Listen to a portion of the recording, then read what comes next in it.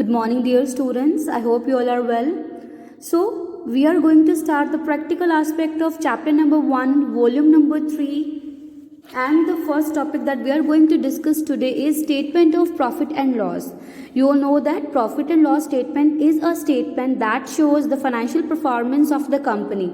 Means whether the company is earning profits or incurring losses, it shows the net results, right? Now what we have to do in order to calculate the net profit or net loss, we have to follow a format that is given by Companies Act 2013 and it is considered in schedule number 3, right? So now see what schedule number 3 says in order to calculate net profit or loss.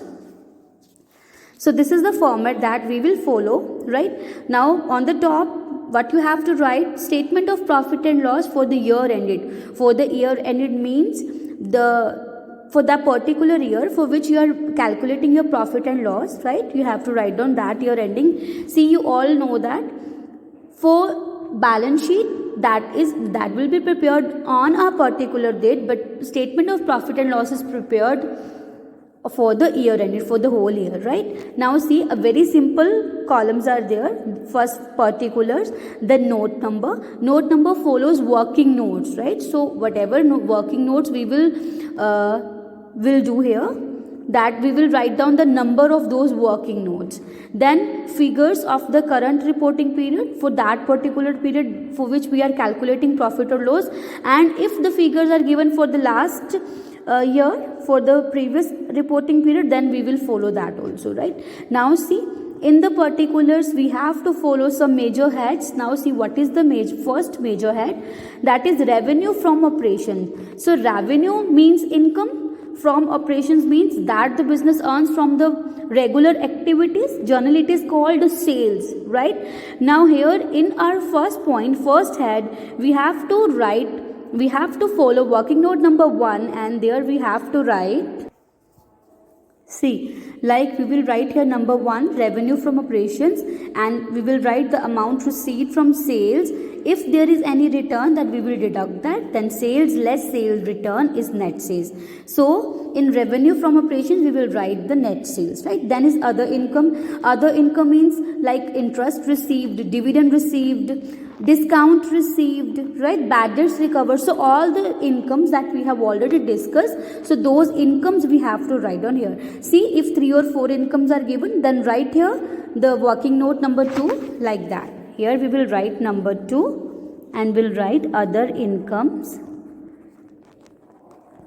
Now we will add all the incomes given here, then we will make a total of this. That total will be transferred here, right, in the figure column, and here we will write column working note number 2. Then that we will get the total of our revenue, right? How we have to get the total of revenue? By adding number 1 and 2. 1 means net sales plus other incomes. Now what we have to do? We have to deduct all the expenses from our revenue. Now what kind of expenses? Our first expense is cost of material consumed. Cost of material means raw material that we generally purchase in order to convert that into a finished product. So the amount of that raw material we will consider as expenses, right? The next is purchases of stock in trade. If we are purchasing ready-made garments in order to sell that, so that is purchases of stock in trade. Then changes in inventories of finished goods. Changes in inventories means the difference between opening and closing stock, that we have to write down here. Then work in progress and stock in trade. If any product is in progress, right? If any stock is in trade, that also we have to write here. Then employee benefit expenses like wages, salaries given to the employees, any other benefits like perks given to the employees. So all the amounts that are related to our employees, like that I have already told, like salaries, commission paid to the employee, right? Wages, all these expenses we have to include here. So if more than 2 or 3, more than 1 expenses are given, then we have to write down here note number. Then we have to calculate the amount in the working note, and the final amount will be written here in the column side, in the amount column. Then is finance cost. Finance cost mean, you know that companies take loans, right? So the interest paid on that loan is called finance cost. Okay, so if there is expense that is related to finance, that is related to any debt, that is called finance cost. Then is depreciation and amortization expenses. Depreciation, you know that wear and tear value of any particular fixed asset, so that we have to consider. Then amortization means return off the amount of depreciation. You know that some expenses are written off in a particular years, like 5 to 6.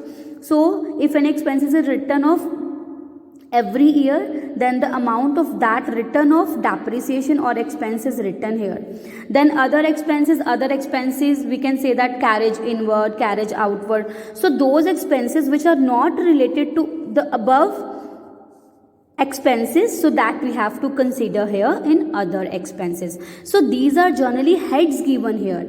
So what we have to do, we just have to find out our expense that is related to our particular head, right? Then make a working note and add that, or add the expenses that is related to this particular head, and write down the final amount in the column. So all the workings we have to show separately, not here. Here we have to write the direct amount, means total of a particular expense, right? Then you will get all the total expenses, right? Then make addition of all the expenses. Then we have to make the difference, like we have to deduct the revenue from the expenses, and you will get your net profit or loss. If your revenue is greater than the expenses, it means we are having profits. On the vice versa, if the expenses are greater than the revenue, it means the company is having losses. Then what we have to do, we have to deduct tax from here, and thus we will get the net profit for a particular year, right? So this is how we have to make the format.